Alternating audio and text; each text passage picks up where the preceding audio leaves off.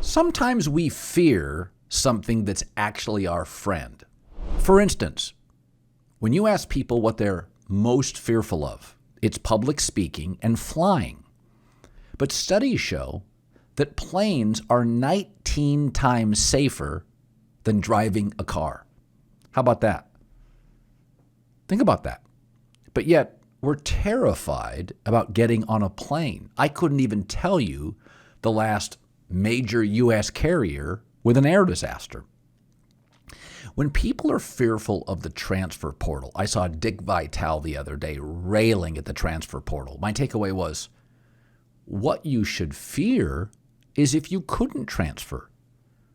I mean, can you imagine if you hired a basketball or football coach at an Oklahoma, Kansas, North Carolina, Duke, and he didn't leave? If coaches made it difficult on the administration to get rid of him instead of occasionally bailing before we want him to? The transfer portal, first, very few kids are actually transferring. But think about your own kids. What if they couldn't transfer?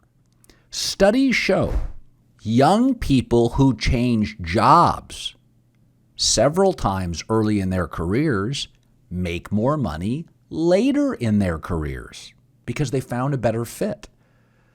The reason that college football and basketball can be a dynamic springboard to the NFL and NBA is because kids can bounce around and find the perfect coach and the perfect setting and the perfect scheme for their talent.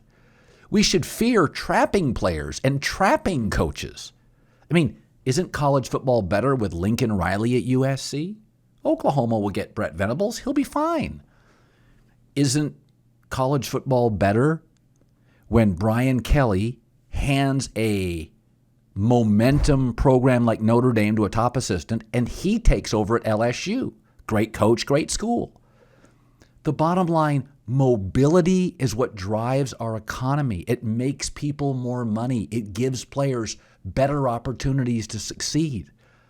Sports are best when the fit is right.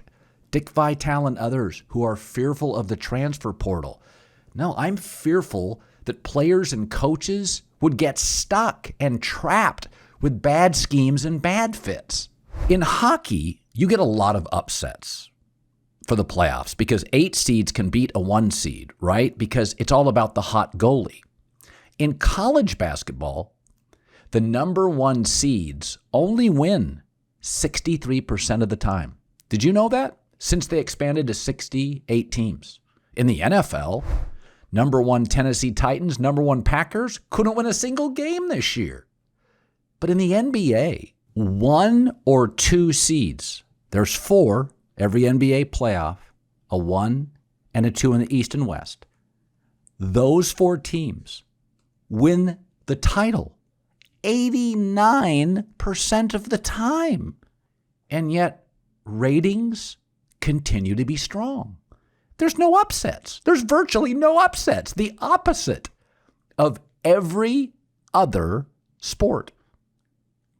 Think about that. College football's ratings have been down in recent years because it's too dominated by the SEC. NBA's ratings up 11%. We know Milwaukee and Phoenix probably get there. In fact, the lowest seeded NBA team to ever win the finals, this is kind of funny, was the 94-95 Houston Rockets. They were a 6 seed. They had Drexler and Olajuwon.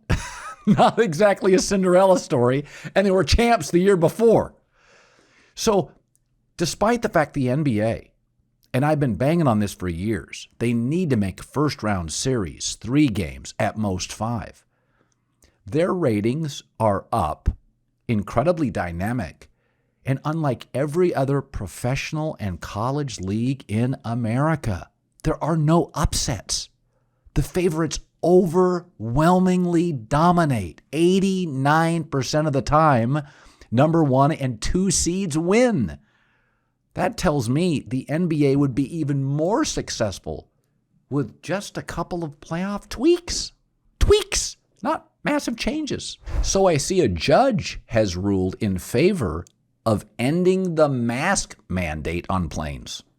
Now, you could still wear a mask on planes, or you could not wear it. You have the option now, where before you did not.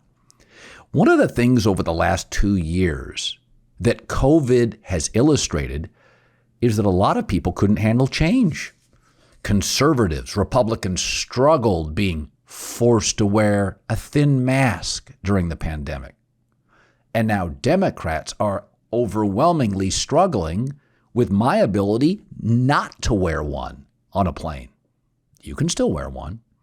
There's something called the horseshoe theory, where people that are at the opposite ends of the spectrum eventually meet at the bottom. And they're both extremists. It's like the atheist and the hard, extreme, orthodox religious person both become extremists. They both become the same thing with just different ideals. When I look at all of this COVID discussion and angst, the alt-right and the zany Hollywood left have become part of the crazy party. It was okay to wear them early. It wasn't that disruptive to our lives. We didn't know what the hell sort of tsunami this was. And it's okay now for us to have a choice on planes. Reasonable people can deal with change. It is kind of shocking to me how many people on both sides of the political spectrum can't.